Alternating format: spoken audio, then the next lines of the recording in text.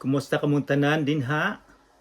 Hinaut pa unta nga ang Dios kanunay mag-auban kaninyong tanan. Kami dire maayo lang sa tabang sa atong Ginoong Hesukristo. Magpasalamat lang kog dako sa mga tawo nga mitabang aron nga kita makatuon sa pulong sa Ginoo. Daghang salamat usab sa warden sa Gihulngan City BJMP o sa Vallehermoso BJMP nga kita gitugutan nga makatuon sa balaang pulong. Daghang salamat usab sa mga tawo nga mitabang aron nga kita maka Bible study o maka snacks.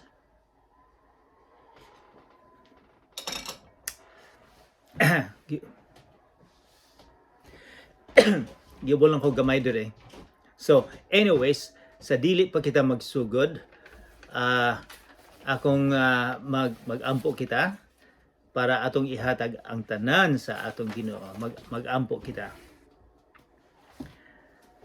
Among amahan, moduol kami kanimo karon kay ang gihimo namo nga importante ang among pagtuon o importante sa among kinabuhi. Dako namong kalipay nga makatuon sa imong balaang pulong. Mituo kami nga ikaw ang Ginoo ug among i-surrender ang among kinabuhi dinha kanimo. Bisan sa kalisod sa among kinabuhi. Nahibalo kami nga naa kami sa imong kamot. Wala ka matulog. Nag-ampo kami nga ikaw ang among magtutudlo karon. Sa ngalan ni Jesus nga among manluluwas. Amen.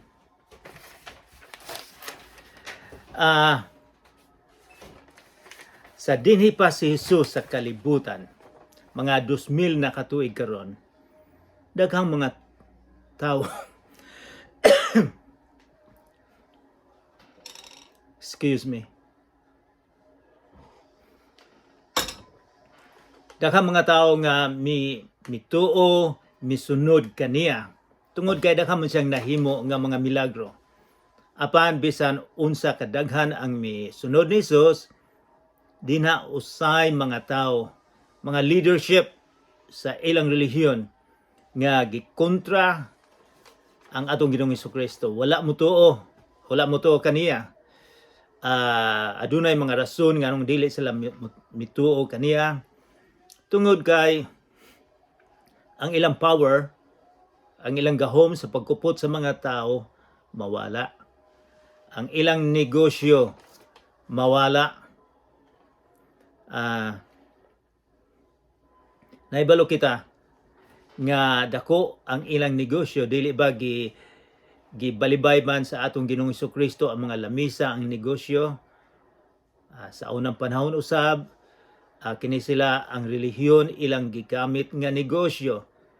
Bisan siguro sa Pilipinas usab na ay mga leadership nga gihimong negosyo ang relihiyon.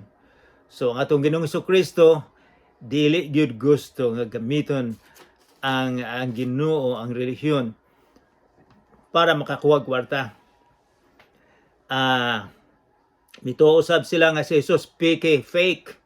Kay bulutag unsay fake. Binilag ang Misaya, tao lang. Ang Misaya usa ka general nga mo tabang nila kay sila giangkon man sa mga Romano. Ang kinabuhi nila sa panahon ni Jesus lisud kayo. So, ang gihimo ni Jesus niining mga tawhana, giladlad ni Jesus ang ilang mga pagkahipokrito. Ug wala siya moatras nila. Si Jesus nagamit og sambingay aron nga matudluan sila ug matudluan usab ang mga disipulo ug ang mga tao. Sa atong pagtuon sa kapitulo 22 sa pagsugod nato, usa sa mga gitudlo ni Jesus mao nga nagtudlo siya og usa ka istorya nga dinhay usa ka hari kasal sa iyang anak.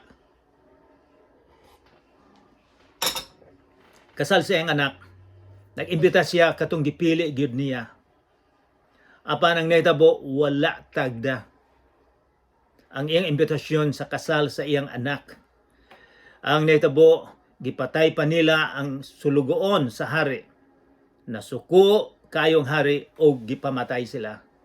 And then miingon ang hari sa mga sulugoon, maadto mo sa kasulukan sa mga kadalanan kung unsay makita ninyo, kinsay makita ninyo, inyong imbitahon mga pobre dato, kanang walay walay kay balo, kanang mga maayo, kanang dili maayo, imbitahon nimo diri. So naibawa nato nga ang amahan nga Ginoo, siya ang simbolo sa kahari nga nag-imbita. Iyang giimbitar ang mga Hudiyo, ang kadugo nila, apan wala siya gipansin. Neglected siya. Mauna nga giimbitar niya ang tanan. Kitang tanan usab, kitang makasasala. Dili kita Hudiyo, mga Gentile. Iya tang giimbita nga makasulod sa gingharian sa langit. Pero ang mga Hudiyo adunay panahon usab nga sila mobalik. So dili nato ingnon nga ang atong Ginoo ingon nga sirado na, wala na mo dinha, apan mobalik, o ang Ginoo proteksyonan gyud nila ang mga Hudiyo labi na karon sa mga problema dito sa Israel. Gigugma gyapon sila sa Ginoo. Pareha nga ikaw ako gigugma usab. So mao toy gisult ang istorya, ang tumong sa atong Ginoong Kristo nga kining mga Parisiyo, mga Sadusiyo, mga leadership dito sa templo, gineglect nila, wala nila tagda ang Misaya nga ang atong Ginoong Kristo. So karon moadto kita sa and then nagtuong kita sa kapitulo sa sugod sa kapitulo 22 o versikulo 15. From verse 15 to 19, ang pangutana mahitungod sa pagbayad sa buhis atong gitun-an na para madakpa nila si Jesus nga isumbong nila sa otoridad. Ilang gipangutana,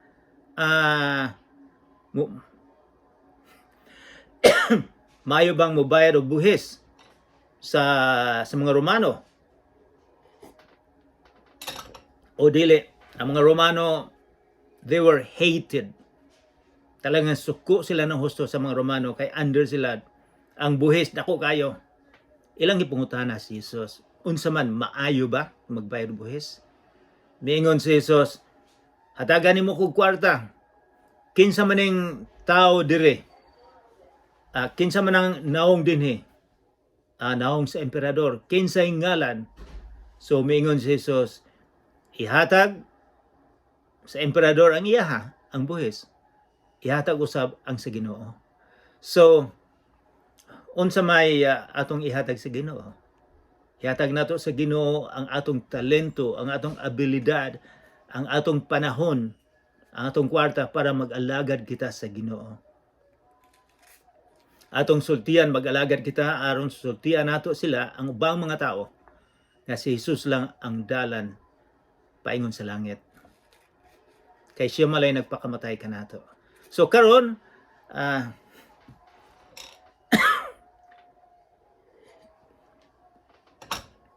guys, nana ba mo dinha sa kapitulo 22, magsugod kita sa versikulo 23, ang pangutana mahitungod sa pagkabanhaw.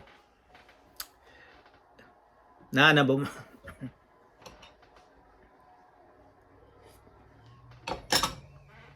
Basahon nato.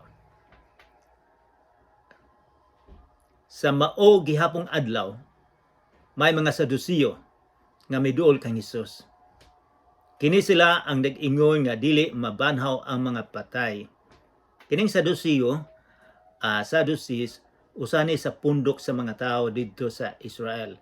Sila ang dato, sila ang nakontrol nila ang Sanhedrin, ang law-making body. Sila ang sikat dito sa templo. Pero juta lang ni sila. sila mituo nga dili mabanhong tao. Pag kinabuhi nimo dinhi karon lang yun ni. Daghang mga tao usab karon nga mituo nga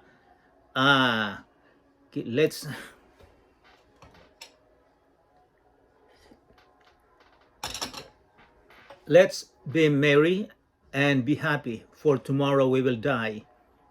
Maglipay lang ta karon kay ang kinabuhi nato karon man lang. Daghang mituo ana. Kini sila dili ni sila mutuo usab og mga milagro. Miingon sila, to see is to believe. So kining mga tawhana miadto ni Hesus. Ingon sila magtutudlo. Nag-ingon si Moises, kung mamatay ang usa ka tawo nga walay anak, ang iyang igsuon kinahanglang mga sawa sa biyuda sa namatay aron makabaton sila mga anak nga ilong iya sa namatay. Karon may pito ka magsuong lalaki. Naminyo ang kamagulangan ug namatay nga walay anak. Busa ang iyang biyuda gipangasawa sa ikaduhang igsuon. Unya ang ikaduhang igsuon namatay usab nga walay anak. Og mausab kini ang nahitabo sa ikatulo hangtod sa ikaupat giasawa kay namatay man ang tanang igsuon. Ambot unsa siguro ang gipakaon sa asawa. So sa katapusan namatay ang babae. So karon sa adlaw sa banhawon na ang mga patay. Kang kinsa man siyang asawa nga silang tanan naminyo man kaniya.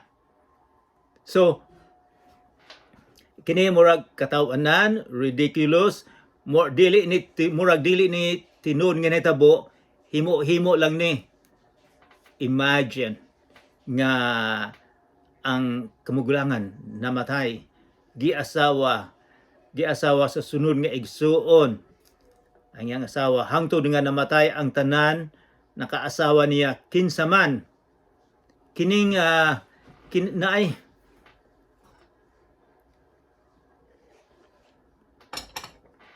naay istorya sa karaan nga tugon si Ruth, si Naomi nga mibalik sila dito sa ilang lugar o nangasawa si Ruth. Apan usa gipangasawa dinhay duol nga relatives nga kinahanglan yun maasawa. Apan dili pwede na si Boaz ang nakasawa niya, paryente niya. Kinahanglan nga numang mag-asawa man sa paryente. Sa ilang panahon para ang yuta o ang dungog o ang yuta maana naalang sa ilang tribo dili mabaligya sa uban, dili maadto. So nasa pamilya ang yuta nga gihatag sa Ginoo nila. So mauna nga mag-asawa ka didto sa mga relatives nimo para di mahatag sa uban. Apan kining istorya sa Saduceo katawanan murag imposible nga mahitabo. Og ikaduha kini sila dili mutuo nga mabanaw ang minatay. So ilang gipungutana si Jesus. Unsa may sulti ni Jesus? Si Jesus mitubag kanila. Pagkasayop ninyo. Apan sa King James Version, mingon nga pagka-ignorante ninyo. O kini nahitabo kay wala man kamo masayod sa kasulatan o sa gahom sa Dios. So unsay giingon ni Jesus? Pagka-ignorante, pagkasayop ninyo, ngano man kay wala man kamo masayod sa kasulatan. Wala man sila magbasa sa pulong sa Ginoo. Mao nang mingon si Jesus, ignorante kamo. Naibalo mo? Makaingon ba si Jesus sa imuha og sa ako nga ignorante kita? Wala kita nahibalo? Wala kita masayod sa kasulatan? O wala kita masayod sa gahom sa Ginoo? Makaingon bang Ginoo? Sa akong nabasahan 9:9 90% sa mga taong miingon nga sila Kristohanon, dili mo basag Biblia. Talagsa ra silang mubasa. Usay halukan lang nila apan dili sila mubasa gyud, dili nila tunaan ang pulong sa Ginoo. Nahibalo ba mo nga ang presidente sa una sa Amerika, Jimmy Carter, ang iyang asawa namatay mga 3 na kaadlaw ron. Kini sila magbasa gyud og Bible usa ka kapitulo kada gabi. Si President Jimmy Carter magtutudlo siya sa Biblia. Nahibaw-an nila kanang Sunday school kada Domingo magtudlo siya. Nahibaw nila nga ang presidente nagtuon gyud sa iyang gitudlo. So, imagine magtuon ang presidente nganong dili man kita mutuon sa pulong sa Ginoo. Nganong makaingon man kita nga mabuang kung mabasa sa Biblia. So, mingon si Jesus kanila, pagka-ignorante ninyo. I hope, nagampo ako nga ang Ginoo dili makasulti kaninyo o kanako nga mga ignorante kita. Unsay sulti ni Jesus? Verse 30. Kay kon banhawon na ang mga patay, mahisama sila sa mga anghel sa langit. Bantayan ninyo, miingon si Jesus, mahisama sa mga anghel. Wala siya moingon nga mahimo kitang anghel, mahisama lang. Nganong mahisama man?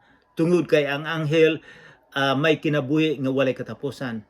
Kita usab, kung makaadto kita sa langit, ang atong kinabuhi walay katapusan. Mingon siya, dili na magminyo ang mga lalaki o mga babae dito sa langit. So, dili na importante magminyo kay kita dinhi sa kalibutan kinahanglan nga magdaghan kita. So magminyo, pero sa langit wala na dili na importante ang atong himuon nga kita magdahig sa Ginoo. Wala ko kahibalo kung unsay atong himuon dito, pero nahibalo ko nga gisulti sa Biblia nga kita magdahig sa Ginoo. Wala na moingon nga kana ang kong asawa, kana ang ang akong bana. So dili na importante na. Karon may tungod sa mga patay sa banhawon. Wala ba mo makabasa sa gisulti sa Dios kaninyo? Siya miingon, mubalik sa ta dinhi sa okay, sa versikulo 32. Ako ang Diyos ni Abraham, ang Diyos ni Isaac, ug ang Diyos ni Jacob. Nagpasabot kini nga siya mao ang Diyos nga buhi dili sa mga patay. Miingon si Jesus, dili ni past tense, present tense, nga si Abraham, Isaac ug Jacob mao ang ang Ginoo, nag-alagad sila sa Ginoo hangtod karon. Mao na nga dili siya Ginoo sa mga patay, Ginoo sa mga buhi. Ang ubang mga relihiyon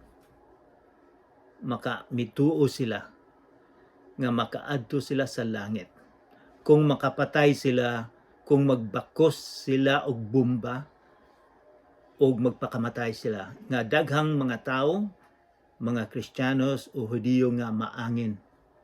Kung makapatay sila og Hudiyo o Kristiyanos, sigurado nga makaadto sila sa langit. Mao ilang pagtuon. O gitudluan sila. So daghang magpakamatay. Daghang magpahurimentado. Og naapay gipromise sa ilang Biblia nga kung makaadto ka sa langit, adunay 72 ka mga birhen, mga virgin nga babae nga ihatag nimo sa langit.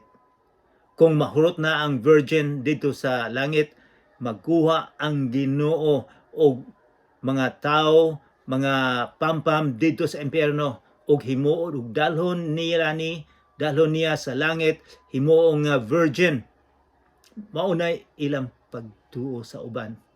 Mao nang gusto sila makaadto langit bisag magpakamatay sila. Mao ni usa sa mga problema sa atong kalibutan karon. Kay kini sila wala man sila nagbasa. Ilang mang gimemorize lang ang ilang libro nga ang sinultian dili man sila makasabot. So, mga ignorante magpakamatay sila. Dili lang sila sa una mga 1,000 years ago. Ang crusade dinay gasaad nila nga muadto sila sa Jerusalem. Libo-libo ang mga tao nga namatay, gipamatay nila. Mao na nahitabo para makaadto kuno sila sa langit. Muadto sila sa Jerusalem, patyon ang mga Hudiyo, patyon ang mga tao dito aron makuha nila. So, mao na mga tao nga ignorante kay wala magbasa. Versikulo 33, sa pagkadungog niini sa mga tao nahibulong sila sa iyang pagtulunan. And then,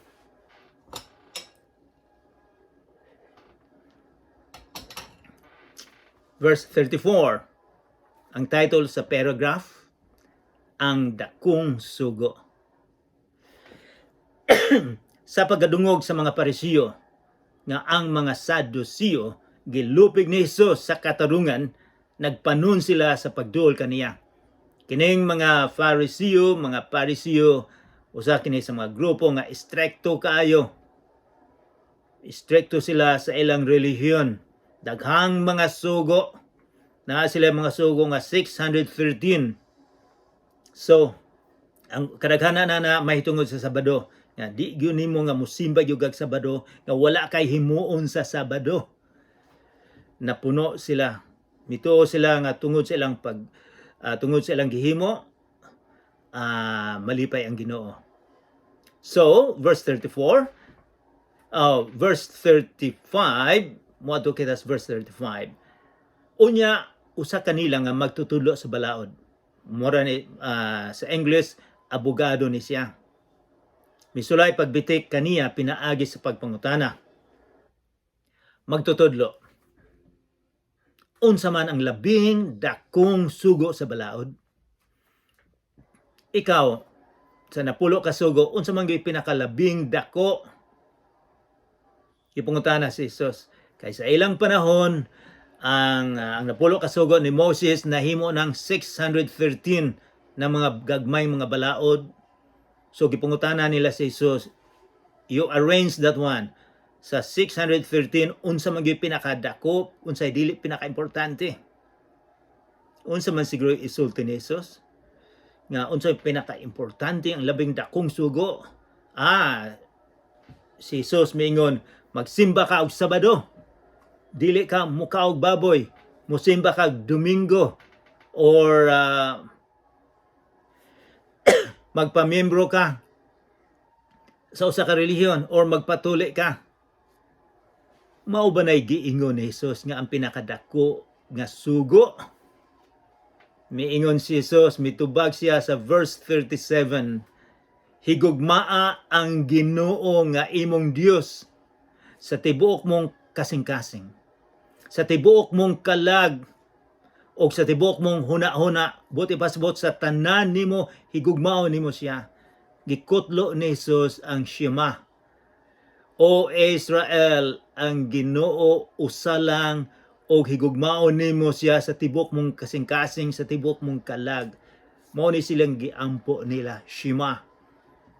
O mayon siya, kini ang labing dako ug labing importante nga sugo, higugmaon ang Ginoo. Ang ikaduha, nga labing importanteng sugo sama usab ni ani. Higugmaa ang imong isig katawo sama sa imong kaugalingon. Nagsukad ni ining duha ka sugo ang tibuok nga balaod ni Moises ug ang mga pagtulunan sa mga propeta. Duha lang. Gisummarize ni Jesus nga ang pinakaimportante nga higugmaon ang Ginoo. Ang napulo ka sugo. Nahibalo ba kita og pila na-memorize ba nato ang pulo ka sugo? Ang upat nga sugo, ang unang upat nga ang atong relasyon sa atong Ginoo. Ang ikaunom mao ang atong relasyon sa isig katao. Kay kung gihugugma nimo ang Ginoo, nahibalo ka nga ang Ginoo ang gabuhat sa tanan. Tungod sa imong gugma, dili ka makaako nga imong higugmaon ang asawa sa imong silingan. Dili ka makaako nga kawaton nimo ang baboy o baka. Bisag pisi lang, apan sa tumoy sa pisi na ay baka. Dili ka makaako tungod kay higugma man nimo ang isig katawo. Apan magsugod kini sa gugma nimo sa atong Ginoo. Kay kung naay usa ka tawo nga moingon nga sige akong magsimba, akong gihugugma ang Ginoo, apan dili di ay maayo ang iyang pagtratar sa iyang mga silingan, dili tinuod nga nahugugma siya sa Ginoo. Kay ang gugma sa Ginoo mutulod ka nato aron nga higugmaon nato ang isig katawo.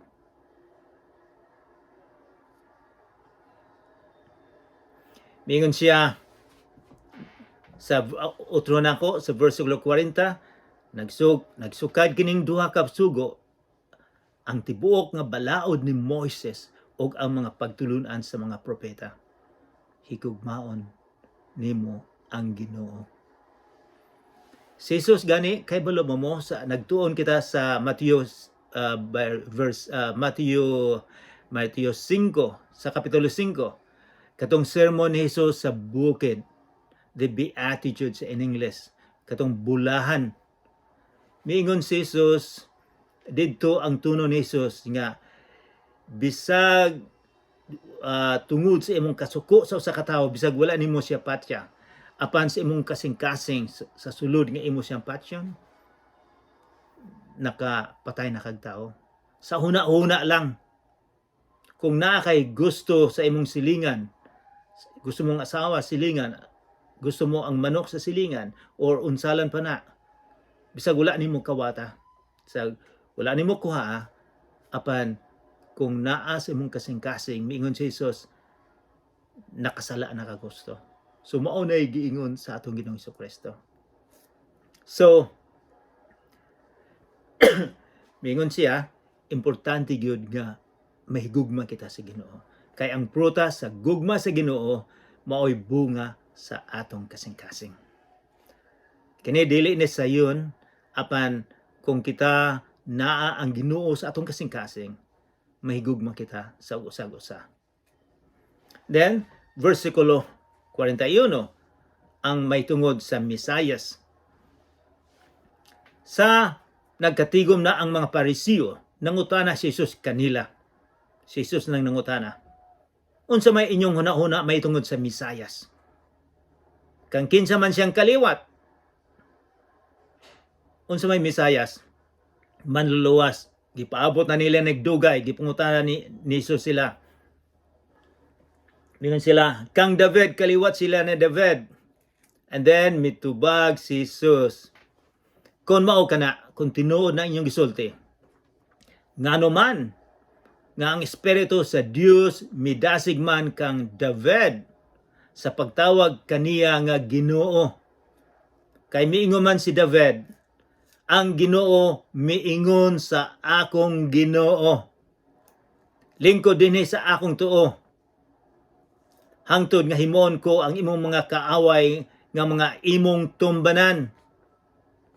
Busa versikulo 45, kung si David mitawag kaniya nga Ginoo, Misaya, katong Misaya, unsaon man sa Misayas pagkahimong kaliwat ni David, sabi niya, miingon siya, ang Misayas ay ang pagtuo nga kaliwat ni David.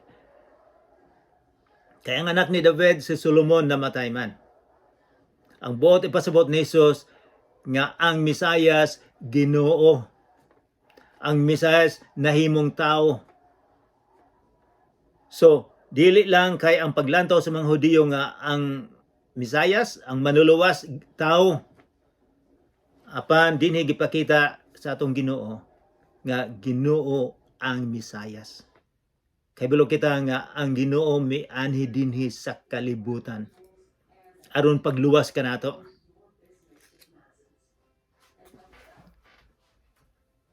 So verse 46, walay usa sa mga nakatubag kang Hesus ug sukad ni adtong adlaw wala nay nangahas pagpangutana kaniya.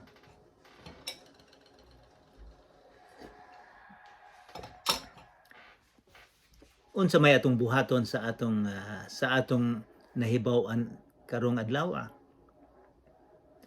Unsa may atong buhaton sa Misayas nga si Jesus dili lang siya tao kundi Ginoo siya sa atong pagtuon nato karon dinhi sa sa Matthew chapter 22 verse 45. Si Jesus Ginoo gikan sa langit. Kumpleto siyang Ginoo, kumpleto siya nga tao. Kumpleto siya sa nga Ginoo nga siya lang ang worthy, walay sala nga muhatag og sakripisyo nga ihatag ang iyang lawas aron nga kita mapalit, aron nga kita mahatagag bag-ong kinabuhi, bag-ong sinina. Gibalhin sa atong Ginoo ang atong sala, gibalhin didto sa cross sa Kalbaryo o gihatag niya ang kamatuoran, gihatag niya ang righteousness aron nga paglantaw ni sa atong amahan kanato nga makasasala, makita niya ang pagkamatarong ni Jesus nga kita wala nay condemnation, nga kita limpyo na sa paglantaw sa amahan, bag-ong sinina para sa kasal sa ugma damlag. Hinaut pa unta nga kita magbasa sa pulong sa Ginoo aron nga si Jesus dili makaingon nga pagka-ignorante nato. Magampo kita. Amahan namong langitnon, daghan salamat sa imong pulong karon. Ginoo, hataga kami entusiasm, hataga kami og kadasig sa pagtuon sa pulong sa Ginoo. Ginoo, daghang salamat sa mga tawo nga gi-preservar ang imong pulong. Daghang salamat usab sa mga tawo nagpakamatay sila para nga kami makabaton ni ining libroha. Hinaut po ang Ginoo nga musalig kami nga anak kanimo, kaya ang among kinabuhi naa sa imong kamot. Sa ngalan ni Jesus nga among manluluwas. Amen.